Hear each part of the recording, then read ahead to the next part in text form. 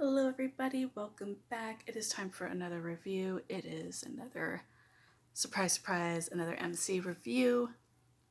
This is a Dagger by Kennedi Darling, and this is a part of the Tattered Souls MC series, book 1.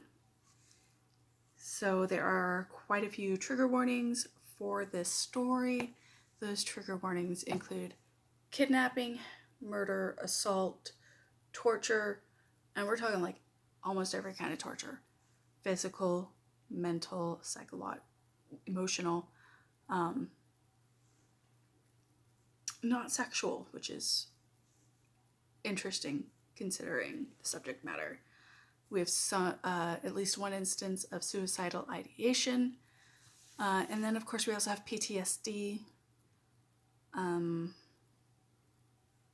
depression. So let's get into the story. This is the story of Sienna and Trevor, club name Dagger. So Sienna and Trevor have been together for a long time. They grew up as friends in the MC. Sienna was raised by her grandparents, who were friends with Dagger's father and some of the other club brothers. So they basically grew up together. There are many flashback scenes of the two of them and Shift, who is Dagger's best friend, playing pranks on various club members, which does kind of continue throughout the story, which is nice because it's a nice little icebreaker and a break from the heaviness that goes on in the story. Sienna had gone off to college on scholarship the same time that Trevor had joined the military. And right about the time she was supposed to come home at the end of school, she and her roommate had gone to a party where she was abducted by a totally unhinged, sociopathic, violent man who is very wealthy and is able to get away with many things. And this began 5 years of Sienna being tortured in some of the worst ways imaginable.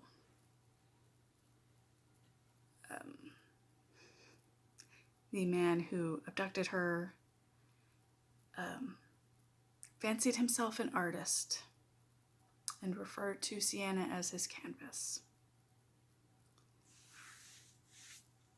Sienna, through a total fluke of judgment by one of the landscapers that works for her abductor,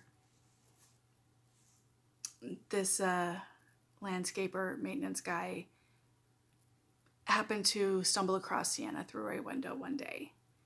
And that began a long multi-month process of him trying to figure out the best way to get her out, and doing so.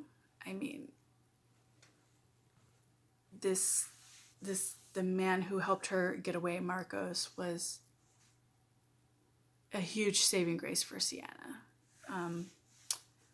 By the point that he had found her, she had already kind of given up. I mean, after 5 years, I think that's pretty fair considering everything that she was going through on a daily basis.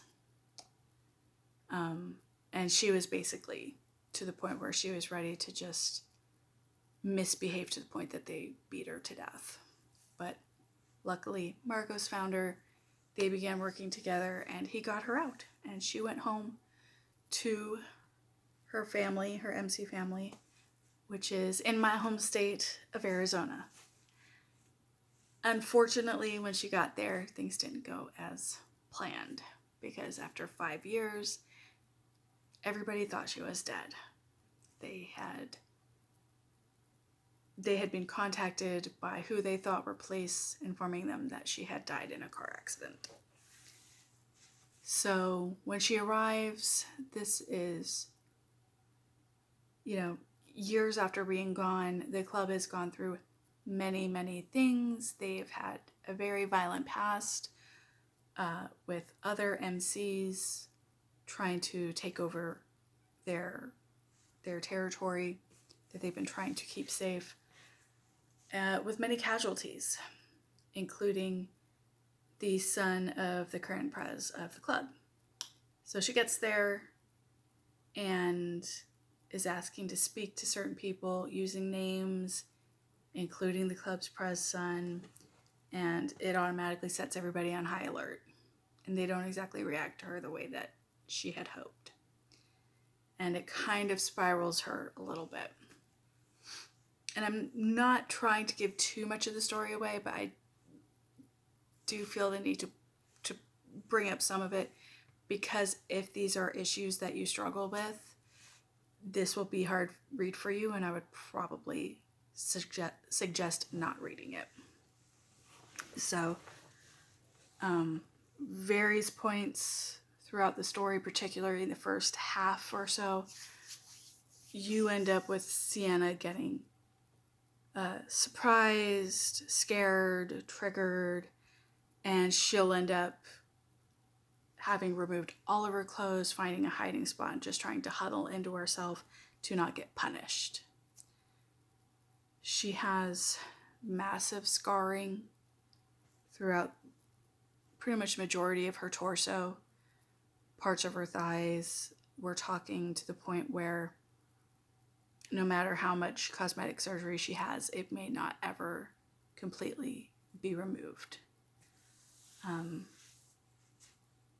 And that's a huge, huge issue, because she can't stand to look at herself in the mirror, because it makes her feel less than. Because on top of the physical abuse, she was emotionally abused and psychologically abused by her abductor and his 2 henchmen every day for 5 years. It takes a toll on anybody. And then you also have the club, which is trying to help Sienna, while also trying to find out who had abducted her, whether this man is going to come for her or not, trying to protect her while also protecting her mental health, and various things of that nature. So it's a very heavy read, but it is very good because it shows just how well people can come together when needed to, right?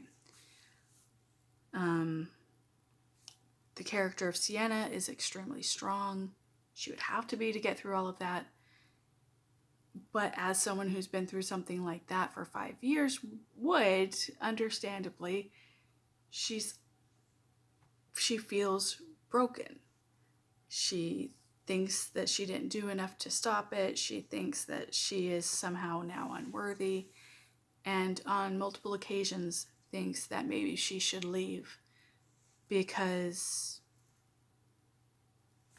she feels like she would drag everybody down. And at least once or twice where she thought she was basically being nudged to leave, because after 5 years, her understanding of social cues and things like that isn't quite what it should be, which makes total sense and is heartbreaking to read when she's thinking that she's being kicked out and she's just trying to memorize the faces of all of these people that she loves so much.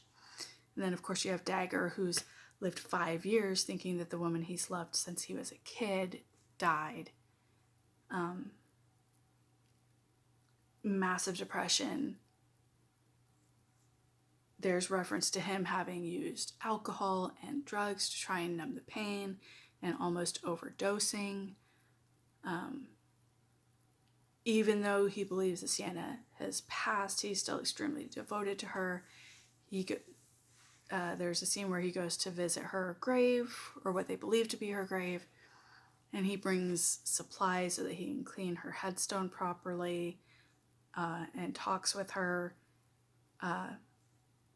So, I mean, it's one of those ones where it's sad, because if they had been allowed to stay together, they would have been happy anyways. And this 5-year horrendousness just took a huge toll. But it's very believable as a story. Because I think probably the most unbelievable part of the story is the fact that the abductor was able to hold her for 5 years, that he had this whole hidden room in his home. But it's also realistic in the fact that this is a man who's extremely wealthy. He has inherited wealth. His family owns this huge, huge company. I mean, we're talking could probably buy a small country if they wanted to, kind of wealth, right? So it's like someone with that much money could pull something like that off, which is tremendously scary, right? The torture he put her through made, I mean, saying it makes sense doesn't really make sense, but it's believable is what I mean. And they even make reference to the fact that during one of their, as he called them, sessions, he'd gotten very upset because she had begged him to stop, and canvases are not supposed to talk, and so he took it a little too far, and they'd had to call in a surgeon to repair her. I mean, that made sense as a story. It was realistic, you know what I mean? And then you have Dagger, who, again, the depression is believable. They grew up together. Even if they were not going to make it as a couple, you know, or they had broken up, you still would believe that he would be depressed about it because they grew up together. You know, it was Sienna himself and his best friend Shift, who is basically like a brother to him, and they were best friends. So even if there hadn't been the romantic aspect of it, you would still believe that he would hold on to it for a long time. And even when it came to handling the PTSD and the ongoing issues with being scared and being triggered, the way it's all done, the way it's written, you can tell there's a lot of research that was put into this. You could tell that there was a lot of trying to understand how these things would affect a person psychologically and emotionally. And then even when it comes down to